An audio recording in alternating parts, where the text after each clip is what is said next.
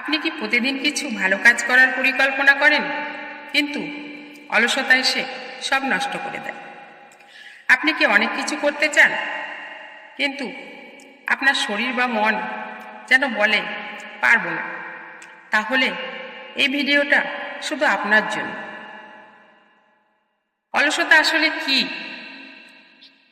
অলসতা মানে আপনি খারাপ না, এটা শয়তানের একটা কৌশল। সে চায় আপনি ইহকালে পিছিয়ে পড়ুন আর পরকালেও। লক্ষ্য ঠিক করুন, কাজ শুরু হবে ইনশাআল্লাহ। যখন কাজ ঈশ্বরের উপর ভরসা করে শুরু হয়, তখন তাতে অলসতা কমে যায়। ছোট করে শুরু করুন, বড় হয়ে যাবে। শুরু করতে না পারাটাই আসল সমস্যা। নিজেকে বলুন, শুধু 5 মিনিট করব। দেখবেন ওই 5 মিনিটে একদিন 30 মিনিটে পরিণত হয়েছে। সকালবেলা অলসতা দূর করার সেরা সময়।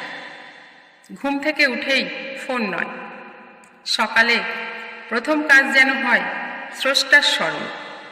সকালে উঠে প্রার্থনা করুন, হালকা ব্যায়াম, সারাদিনের কাজের পরিকল্পনা, এগুলো অলসতা দূর করতে দারুণ কার্যকর।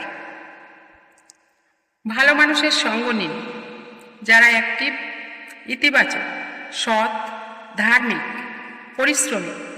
তাদের সঙ্গ আপনাকে অলসতা থেকে টেনে বের করে আনবে।